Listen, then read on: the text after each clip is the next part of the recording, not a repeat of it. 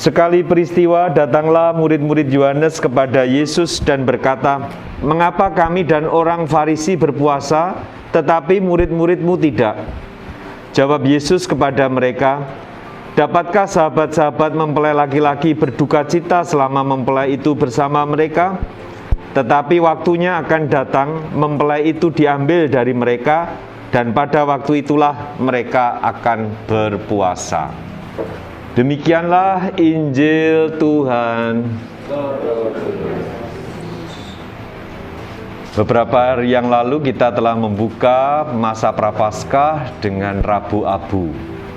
3 kata yang kita dengar yaitu puasa, kemudian apa? Pantang dan derma. Saudara sekalian, hal itu baik. Dalam agama Yahudi pun itu dianjurkan dengan berbagai makna. Saudara sekalian, Yesus hari ini sama sekali tidak menentang bahwa puasa, pantang ya, dan berbuat derma itu tidak baik, atau puasa itu tidak, sama sekali tidak. Justru Yesus ingin menuntun bahwa apa yang kita lakukan dalam masa Prapaskah ini menjadikan alasan, yaitu pertama-tama untuk Allah sendiri, untuk bersilih juga atas dosa-dosa kita, menghayati kasih Allah yang sungguh-sungguh total kepada kita, dan kita mewujudkannya dalam bentuk pantang dan puasa, agar senantiasa cinta kita pada Allah semakin mendalam. Mengapa Yesus seolah-olah dalam Injil tadi membenarkan diri bahwa murid-muridku nggak berpuasa nggak apa-apa? Bukan itu sama sekali. Seringkali kita melihatnya itu, tapi Yesus ingin intinya berpuasa untuk apa? Yaitu Yesus sendiri yang menjadi alasannya. Saudara sekalian, dalam kehidupan kita sehari-hari, seringkali apa yang baik, apa yang benar ya, sesuai dengan peraturan ya, tidak lurus-lurus saja kita hayati sebagai suatu hukum, tetapi lihatlah itu sebagai sesuatu, intinya apa, dasarnya apa ya. Seringkali itulah yang membuat kita kacau. Seringkali kita melakukan apa karena peraturan, bukan karena didorong oleh kasih dan cinta pada Tuhan. Maka dalam gereja itu ada tradisi, yaitu hening atau pemeriksaan batin, ngelelimbang kalau bahasa Jawanya. Sebelum mengatakan sesuatu, pikirlah 3 kali.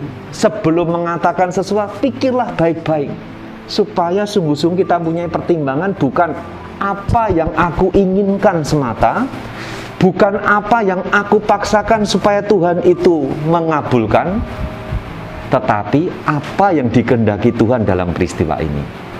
Ada 3 toh. Seringkali orang itu, 1, ingin supaya kehendakku itu terjadi. Kedua, supaya Allah itu mengikuti kehendakku. Itu biasanya yang terjadi, yaitu doa-doa kita. Tuhan, saya itu ya sukses, saya itu sehat, tapi justru diberi sakit. Itu suatu memaksakan Tuhan supaya aku ini, keinginanku direstui Tuhan. Dan yang ketiga, ini yang sulit, melakukan kehendak Tuhan. Itu kadang gak enak dengan kita.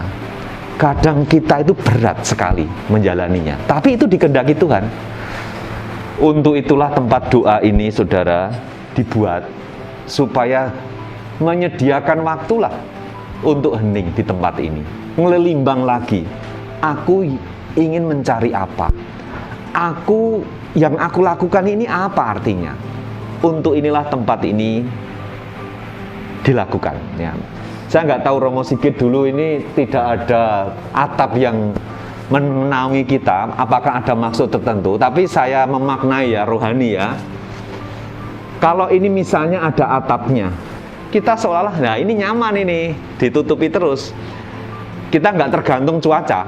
Nah sekarang ini kita itu tergantung cuaca. Tuhan, kok ya diberi awan yang agak menutupi matahari toh Tuhan. Iman kita tumbuh, berharap sekarang. Kalau ini selalu tutup, Tika nggak akan pernah berpikir, Tuhan, mbok ya diberi teduh toh Tuhan. Kita nggak bisa nutup langit ini. Itu mungkin, saya nggak tahu makna itu apakah pernah muncul di rumah sih, tapi nggak tahu. Saya memaknainya, tempat doa ini memang rasanya kan nggak nyaman gini kok tempat doa.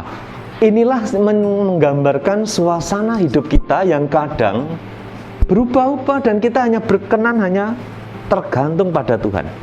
Jangan merasa kita itu bisa menyelesaikan dengan akal budi apa yang kita miliki saja. Berserahlah pada Tuhan yang juga menjadikan kita ini diminta untuk dekat dengannya, untuk mengadakan kontak dengannya.